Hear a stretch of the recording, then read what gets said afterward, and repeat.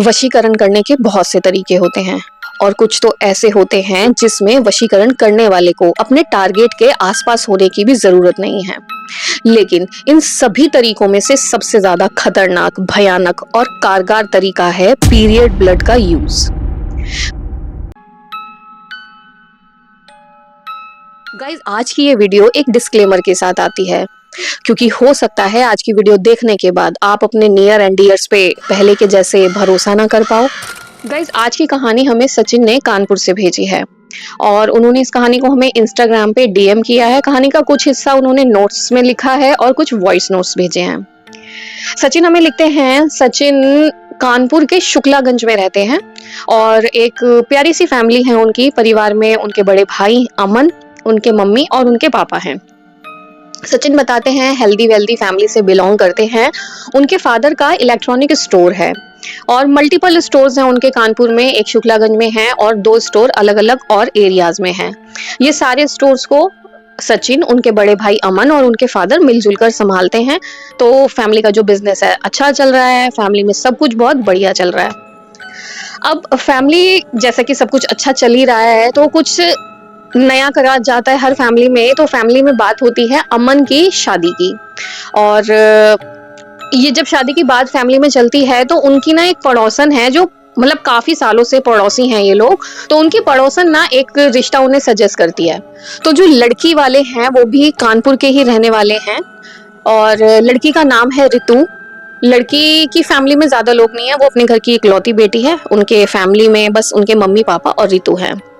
लड़की और लड़के का मिलना जुलना होता है, लड़का लड़की का देखना दिखाने वाला रिचुअल जो हमारे इन फैमिलीज में नॉर्मली होता है वो सब होता है। तो अमन को रितु पहली ही नजर में पसंद आ जाती है। रितु की फैमिली अमन की फैमिली के जितनी वेल्दी तो नहीं है, बट रितु एजुकेटेड फैमिली से बिलोंग करती है। रितु अच्छी खासी खुद भी पढ़ी लिखी है और उसके मदर फादर भी अच्छे खासे एजुकेटेड हैं। तो सब कुछ सबको अच्छे से सब पसंद आ जाता है और शादी कंफर्म हो जाती है और शादी हो जाती है।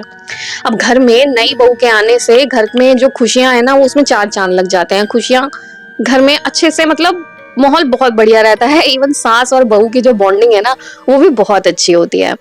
देखते ही देखते साल भर बीत जाता है और घर की खुशियों को तो जैसे दुगनी हो जाती हैं क्योंकि अमन और रितु को एक बहुत प्यारी सी बेटी हो जाती है और अब घर में सब कुछ बहुत प्यारा चल रहा होता है। लेकिन कहते हैं ना कि जब खुशियां बहुत ज्यादा होती हैं तो किसी ना किसी की बुरी नजर तो लग ही जाती है। यही होता है सचिन की फैमिली के साथ। एक रात अमन को अचानक हार्ट अटैक आता है और हॉस्पिटल पहुंचने से पहले ही अमन की डेथ हो जाती है। अपने परिवार के बड़े बेटे को इस तरह अचानक खो देने का जो दर्द है वो परिवार पूरी तरह से झेल ही नहीं पाता है। माँ बाप अपने जवान बेटे का खोने का दुख से गुजर रहे होते हैं। रितु अपने पति को खो देने का जो दर्द है उससे जूझ रही होती है और उनकी 6 महीने की बेटी को तो अभी ये पता ही नहीं है कि वो क्या खो चुकी है। जो परिवार अभी खुशियों से भरा हुआ था वो परिवार पूरी तरह गम में डूब जाता है। लेकिन सचिन यहाँ पर घर का छोटा बेटा होने का पूरा फर्ज निभाता है। वो पूरी कोशिश करता है कि घर में सबको खुश रखे। वो अपने काम को, अपने बिजनेस को पूरी तरह से संभालने की कोशिश करता है। सारी दुकानों को अकेले संभालने की कोशिश करता है। सचिन से जितना बन सकता है वो उतना करता है और देखते ही देखते 1 साल बीत जाता है। अब घर में ना परिवार में सचिन की शादी की बात शुरू होती है और जिम्मेदार बेटा होने के नाते सचिन भी अपने माँ बाप की इस बात से अग्री हो जाता है। उसको लगता है कि घर में खुशियां वापस लाने का ना शायद ये एक तरीका हो सकता है। परिवार आगे चलेगा, खुशियां आएंगी, घर में एक नया मेंबर आएगा, शायद दुख किसी तरह से थोड़ा कमजोर पड़ जाएगा। परिवार में बाकी सब लोग खुश थे लेकिन सचिन की जो भाभी हैं वो इस बात से पूरी तरह से खुश नजर नहीं आती हैं और यहीं से सचिन की लाइफ एक भयानक सा टर्न ले लेती है। एक रात सचिन के डैड थोड़ा बेचैनी महसूस करते हैं तो वो सोचते हैं थोड़ा ना घर से बाहर जाके गली में वॉक कर लेता हूँ, बेटर फील होएगा। तो वो वॉक करने के लिए जैसे अपने रूम से बाहर आते हैं, ड्राइंग रूम में आते हैं, वो देखते हैं कि जो उनके घर का मेन डोर है ना, उसका लॉक खुला हुआ है। मतलब गेट ऐसे तो बंद है लेकिन लॉक नहीं लगा हुआ है। उनको लगता है हो सकता है रात में लॉक करना भूल गए होंगे। वो बाहर चले जाते हैं और अपना गली में वॉक करने लगते हैं। थोड़ी देर के बाद सचिन के फादर ये नोटिस करते हैं कि जो सचिन की भाभी है रितु, वो ना दबे पाँव घर के अंदर एंटर कर रही हैं, कहीं से आके घर में घुस रही हैं। तो सचिन के फादर ये समझ जाते हैं कि हम डोर लॉक करना नहीं भूले थे, एक्चुअली डोर खुला हुआ था। वो देखते हैं कि उसकी भाभी एंटर करती है और दरवाजा बंद करने लगती है। तो सचिन के डैड आते हैं और डोर नॉक करते हैं। अब अपने ससुर जी को सामने खड़ा देखना रितु के थोड़े से रंग उड़ जाते हैं। तो वो अपने ससुर को बताती हैं कि मैं ना मतलब बेचैनी सी हो रही थी और मैं इसलिए वॉक करने के लिए थोड़ा बाहर गई थी। सचिन के फादर ऐसा कुछ नाराज तो नहीं होते, लेकिन फिर भी वो रितु को बोलते हैं कि बेटा आगे से मतलब अगर आपको वॉक करनी हो तो इस समय देर रात घर से बाहर ना जाकर आप टेरेस पे वॉक करने चले जाना, बिकॉज सेफ नहीं है ना रात को इस तरह से बाहर जाना। तो अब ये सब इग्नोर करके ठीक है उसके फादर भी सोने चले जाते, बिकॉज वो समझते हैं कि अपने पति को खोने के बाद रितु के लिए भी लाइफ इतना इजी तो नहीं है। और उसके डैड ना फैमिली में भी मतलब अगले दिन भी ना किसी से ये सब डिस्कस नहीं करते कि रात को ऐसे ऐसे सब हुआ था। नॉर्मली लाइफ आगे चलती है। अब जैसे जैसे टाइम बीतने लगता है ना, सचिन नोटिस करता है कि सचिन की भाभी ना उसका बहुत ज्यादा ध्यान रखने लगती है, मतलब ओवर टेक केयर करने लगती हैं। वैसे सचिन और उसकी भाभी का जो रिलेशन था वो पहले से ही काफी अच्छा था, अच्छी बॉन्डिंग थी, लेकिन अब धीरे धीरे वो बहुत ज्यादा ओवर प्रोटेक्टिव कह लो या बहुत ज्यादा केयर करने लगती हैं। उसकी पसंद नापसंद का ध्यान रखना, पसंद का खाना बनाना, मतलब दिन हो रात हो ऑल टाइम सचिन सचिन सचिन। तो ऐसे सचिन को भी फील होता है कि भाभी बहुत ज्यादा आजकल केयर करने लगी हैं। तो थोड़ा सा ऐसा चेंजेस बिहेवियर में दिखने लगते हैं। और गाइज आप नोटिस करना ये बात कि ये सब कब होना शुरू हुआ, जब घर में सचिन की शादी की बातें शुरू होने लगी। ठीक है, तो उसके बाद पहला इंसिडेंट उसके डैडी ने उसकी भाभी को नोटिस किया। अब सचिन भी ऐसा कुछ नोटिस कर रहा है। अब एक रात ना सचिन सो रहा होता है ऑलरेडी, और एक पंजेंट सी स्मेल की वजह से ना उसकी नींद खुलती है। वो उस स्मेल को इग्नोर करके सोने की कोशिश करता है, मगर वो स्मेल इतनी तेज थी कि वो ना उसे इग्नोर ही नहीं कर पा रहा था। अब सचिन अपने रूम से बाहर जाके देखता है कि स्मेल कहाँ से आ रही। वो नोटिस करता है कि ये स्मेल ना उसकी भाभी के रूम से आ रही है। वो थोड़ा पास जाके देखता है तो उसकी भाभी का जो रूम का डोर है ना वो ऑलरेडी थोड़ा खुला हुआ है। उसकी भाभी पूरी तरह से तैयार होके, मतलब एकदम नई दुल्हन की तरह तैयार होके, उसने बढ़िया मेकअप शेकअप किया है, रेड कलर का जोड़ा पहना हुआ है। वो जमीन पे बैठी हैं और कुछ तंत्र वंत्र के वो यंत्र वंत्र टाइप की डिजाइन ड्राइंग बना के जमीन पे, और कैंडल वेंडल जला के कुछ पूजा वूजा टाइप का, मतलब कुछ तो कर रही हैं। ठीक है, वो ऑफ कोर्स थोड़ा क्यूरियस भी हो जाता है, थोड़ा घबरा सा भी जाता है ये देख के कि भाभी इतनी रात को ये कर क्या रही हैं। वो थोड़ा सा पास जाकर देखने की जब कोशिश करता है, वो जब डोर के पास पहुंचता है ना तो उसकी भाभी उसको ना हल्का सा मुड़कर देखती हैं, मतलब टेढ़ी बैठी हैं तो इस तरह से देखती हैं। अब वो सचिन को देखकर ना घबराती हैं, ना डरती हैं, ना अपनी उस क्रिया को रोकती हैं, बल्कि वो हल्का सा स्माइल करती हैं और सचिन को बोलती है, आ गए आप, आओ बैठो। अब भाभी की ये बात सुनकर सचिन हल्का सा डर जाता है, घबरा जाता है। सच्चाई तो ये है कि उसको ये पता ही नहीं लगता कि वो कैसे रिएक्ट करे। तो सचिन फटाफट वहां से चले जाते हैं अपने रूम के अंदर, अपना रूम लॉक करते हैं और सोने की कोशिश करते हैं। खैर उसके बाद ऑफ कोर्स वो सो नहीं पाते हैं, बट ठीक है, रात गुजर जाती है, सुबह होती है। अब सचिन इस कंफ्यूजन में थे कि वो ये बात जो उन्होंने रात को देखा वो अपने मम्मी पापा को कैसे कहे, सब कैसा समझेंगे वगैरह वगैरह। अब ये सब सोचते सोचते ना 2-4 दिन और बीत जाते हैं और normally day to day life में सब अपना बिजी हो जाते हैं। अब धीरे धीरे ना सचिन ऐसा फील करते हैं अपने अंदर कि उनके अंदर ना थोड़ा सा चेंजेस आ रहे हैं। वो ना अपने भाभी की तरफ अट्रैक्ट हो रहे हैं। उनके मन में इवन अपने भाभी के साथ फिजिकल रिलेशन बनाने जैसे ख्याल भी आने लग रहे हैं। वो अपने आप पे बहुत कंट्रोल रखे हैं, बहुत काबू करते हैं अपने आप को, बिजनेस में या घर के बाहर के कामों में बहुत बिजी रखने की कोशिश करते हैं, लेकिन टाइम टू टाइम उनको ये भी पता लगता रहता है कि उनकी भाभी का बिहेवियर भी ये बता रहा है, ये जता रहा है कि वो भी कुछ इस तरीके के ही सिग्नल सचिन को दे रही हैं। अब सचिन ना इन सारी चीजों से अलग परेशान है, अपने बिहेवियर से अलग परेशान है, तो काफी सारे चीजों में ना वो फंस गए हैं। धीरे धीरे सचिन का बिहेवियर ना अपने परिवार की तरफ, अपने मम्मी पापा की तरफ भी रूड होने लगता है, चिड़चिड़े से रहने लगते हैं। अब इसी दौरान में ना सचिन को एक लड़की को देखने जाना होता है। अब सचिन की मम्मी उनको कहती हैं कि कल हमें इतने बजे वहां जाना है, ऐसा ऐसा। तो सचिन ना अपनी मम्मी पर चिल्लाकर मना कर देते हैं कि उनको कोई लड़के वड़के देखने नहीं जाना, उनको कोई शादी वादी नहीं करनी। अब बेटे की अचानक से ऐसा बिहेवियर प्लस शादी से अचानक मना कर देना, ये दोनों ही बात उसकी उनकी मम्मी को बहुत ज्यादा परेशान कर देती है। उनकी मम्मी बहुत हताश निराश हो जाती हैं।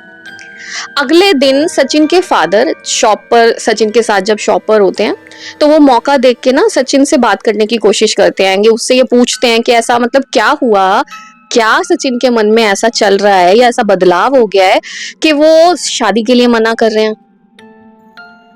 सचिन के फादर जब उससे ये सवाल पूछते हैं ना, तो सचिन इतना गंदा रिएक्शन अपने फादर को देते हैं। वो मतलब शॉप पे, जहाँ पे उनके 2-3 नौकर भी काम कर रहे हैं, ठीक है, शॉप में लोगों का आना जाना भी लगा है, वो सबके सामने अपने फादर पर इतनी जोर से चिल्ला देते हैं कि कोई जरूरत नहीं है आपको ये सब देखने की, कोई जरूरत नहीं है ये सब पूछने की, मेरे को नहीं करनी है शादी वादी, आप अपने काम से काम रखो। सचिन एक ऐसा रिस्पॉन्सिबल लड़का है जो कभी अपने फादर के साथ इस तरह का ना बिहेवियर करता है, ना ये तरीका करता है। मैं पहले भी आपको बताया कि सचिन बहुत ही ओबीडियंट, बहुत ही पोलाइट, बहुत ही अच्छा लड़का है। अब सचिन का ये जो बिहेवियर है ना ये सबके लिए एक क्वेश्चनेबल बिहेवियर हो चुका है। सचिन के फादर रात को जब घर लौटते हैं तो वो सचिन की मदर के साथ जो शॉप पर आज दिन में हुआ था ना, ये सब बताते हैं, उन्हें डिस्कस करते हैं। अब सचिन की मदर और फादर ना मतलब रात को जब सचिन के साथ बैठते हैं और पूछते हैं कि बेटा ऐसा क्या हो गया, ऐसा सब क्या चल रहा है कि मतलब इस तरीके से तुम्हारा बिहेवियर दिन पे दिन बदल जा रहा है और तुमने अचानक शादी के लिए भी मना कर दिया है। तो ऐसी सब बातें रात को अब घर में बैठ के वो तीनों लोग करते हैं। अपने मम्मी पापा के साथ जब बैठा होता है ना सचिन, तो सचिन ना अपनी माँ की गोद में सर रखकर ना बड़ी जोर जोर से रोने लगता है। बहुत रोता है, बहुत रोता है, मतलब खुद पे काबू ही नहीं रख पाता है, जैसे खूब रोता है। और अपनी मम्मी को ना वो सारी बातें बताता है कि आजकल पिछले दिनों से कुछ कैसा वो फील कर रहा है, मतलब उसके मन में क्या क्या चल रहा है, उसका खुद पर काबू ही नहीं है, उसके मन पर उसका काबू नहीं है। वो अपनी भाभी के लिए कैसे बुरे बुरे ख्याल उसके मन में आ रहे हैं, उसकी भाभी का बिहेवियर उसकी तरफ किस तरह का हो रहा है, वो ये सारी बातें मतलब बताता है कि उसे नहीं पता वो क्यों शादी नहीं करना चाहता है। और बेइंतहा अपनी मम्मी के गोद में सर रख के ना रोता रहता है। अपने बेटे को इस तरह से तड़पते हुए देखकर, ऐसे परेशान देखकर ना उसकी माँ बहुत परेशान हो जाती है। जब ये सारी बातें हो रही होती है ना, तो इन्हीं सारी बातों के दौरान सचिन के फादर भी ना उसकी मदर को वो बात बताते जो उन्होंने अभी तक नहीं बताई थी, उस रात वाली, कि उन्होंने उस रात रितु को इस तरह घर से बाहर जाते हुए देखा था। सचिन भी बताता है कि उसने रात को भाभी को इस तरह से कमरे में कुछ करते हुए देखा था। अब ये सारी बातें सुनने के बाद ना सचिन की मम्मी को समझने में ना ज्यादा देर नहीं लगती कि जो कुछ भी चल रहा है ना सचिन के साथ, इसका जो कारण है वो कहीं ना कहीं उनकी बहू ही है। सचिन की मम्मी को ना ऑलमोस्ट ये कंफर्म था कि हो ना हो रितु या फिर कोई तो सचिन पर ना कुछ तो काला जादू कर रहा है। लेकिन ये बात वो सचिन को, उसके फादर को नहीं बोलती हैं। फिलहाल वो सचिन को शांत कराने की कोशिश करते हैं। सचिन की जो मम्मी है ना, वो सचिन को थोड़ा गंगा जल पिलाती हैं, उसको बहुत प्यार से उसको शांत करने की कोशिश करती हैं और वो शांत करके बेटे को अपने सुला देती हैं। अब सचिन की मम्मी और सचिन के फादर डिस्कस करते हैं आपस में कि आगे क्या करना है। तो सचिन के फादर को ख्याल आता है कि काफी पुराने उनके एक पंडित जी हुआ करते थे, तो उनसे वो इस बारे में बात कर सकते हैं। वो उसी समय रात को ना आधी रात को ही वो उन पंडित जी को कॉल करते हैं और उनको जो भी कुछ हो रहा होता है ना, ये सब कुछ बताते हैं। तो पंडित जी उनको फोन पर सिर्फ इतना ही कहते हैं कि मैं फोन पर कुछ नहीं कर सकता हूँ, लेकिन कल सुबह आप सचिन को लेकर जितनी जल्दी हो सके फलाने फलाने मंदिर आ जाना। एग्जैक्टली उन्होंने ये बताने से मना किया है कि कहाँ कौन से मंदिर उनको बुलाया गया था, लेकिन वो कानपुर में ही है। सचिन को लेकर उसके मदर और उसके फादर ना अर्ली मॉर्निंग ही मंदिर पहुंच जाते हैं, इवन बिना ऋतु को पता नहीं चलने देते हैं, वो उसको पता चले बिना ही ना अर्ली मॉर्निंग पहुंच जाते हैं मंदिर में। पंडित जी सचिन को अपने सामने बुलाकर बिठाते हैं कि बेटा यहाँ बैठ जाओ, और 2 मिनट कुछ ध्यान व्यान लगाते हैं और वो आंखें बंद करे हुए ही ना बोलते हैं सचिन के मम्मी और पापा से कि आपके बेटे पर वशीकरण क्रिया हुई है। एक विधवा औरत है जिसने इस क्रिया को किया है, और क्रिया इतनी भयानक है कि इस क्रिया को काटना लगभग नामुमकिन है, और अब आपके बेटे को बचाना बहुत मुश्किल है, क्योंकि क्रिया को चलते हुए काफी वक्त हो चुका है। पंडित जी की ये बात सुनकर सचिन की मम्मी रोने लगती हैं, वो गिड़गिड़ाने लगती हैं पंडित जी के सामने कि कुछ भी करके मेरे बेटे को बचा लो, अब एक और बेटे को खोने का दुख मैं नहीं सह पाऊंगी। पंडित जी उन्हें ये बात बताते हैं कि क्रिया का जो तरीका है वो मतलब बेहद गंदा, घिनौना और बहुत ही खतरनाक तरीका अपनाया गया। उन्होंने साफ साफ बताया कि उनके ही घर की कोई विधवा औरत है जो पिछले कई महीनों से सचिन के ऊपर वशीकरण कर रही थी, और उसने वशीकरण के लिए अपने पीरियड ब्लड्स का इस्तेमाल किया है। उसने उस ब्लड को किसी भी खाने की चीज में मिलाकर सचिन को खिलाया है, एक बार नहीं, लगातार कई बार। अब इस वशीकरण क्रिया को काटना इतना भी आसान नहीं है। बहुत कोशिश करने के बाद, बहुत कुछ करने के बाद, एक से दूसरे मंदिर और एक पंडित से दूसरे पंडित और बहुत तांत्रिकों के पास चक्कर लगाने के बाद सचिन तो थोड़ा नॉर्मल हो जाते हैं, लेकिन इसी के साथ साथ सचिन के मदर और फादर ये समझ जाते हैं कि किस लेडी ने किया है, कौन है वो विधवा औरत, और साथ में वो ये भी समझ जाते हैं कि ऋतु ने ऐसा क्यों किया होगा। लेकिन जो इसकी ये पूरी क्रिया थी ना, जो काफी कई महीने तक चली, वैसे तो ये जो उतारा की क्रिया थी, लेकिन इसमें एक स्पेसिफिक चीज पंडित जी ने उनको बताई थी कि ये पूरी प्रक्रिया के दौरान जो उतारा की जो क्रिया होनी है ना, इसमें सचिन को जितना दूर हो सके ना वो अपने घर से उस इंसान से दूर भेज दें, ताकि उतारा की क्रिया के दौरान वो वापस से कोई क्रिया अपनी कर ना पाए। तो वो सचिन को ना, सचिन की एक मासी थी जो दुबई रहती हैं, सचिन कुछ टाइम के लिए ना दुबई शिफ्ट हो जाता है, और वहीं से ऑनलाइन वीडियो कॉल के थ्रू उतारा की क्रिया चलती है। और इस बीच सचिन के फादर जो अमन के हिस्से की प्रॉपर्टी थी वो अमन की वाइफ ऋतु के नाम कर देते हैं, और ऋतु को मतलब उससे बिना लड़ाई झगड़े किए, किसी भी तरह का कन्फ्रंट किए बगैर वो उसे उसके माता पिता के घर भेज देते हैं।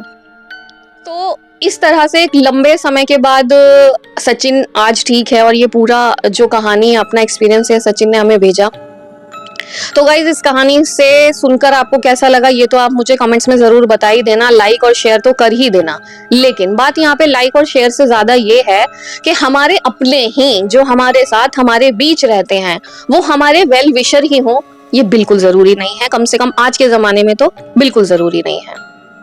तो ये थी आज की कहानी, आपको कैसी लगी हमें कमेंट्स में जरूर बताना।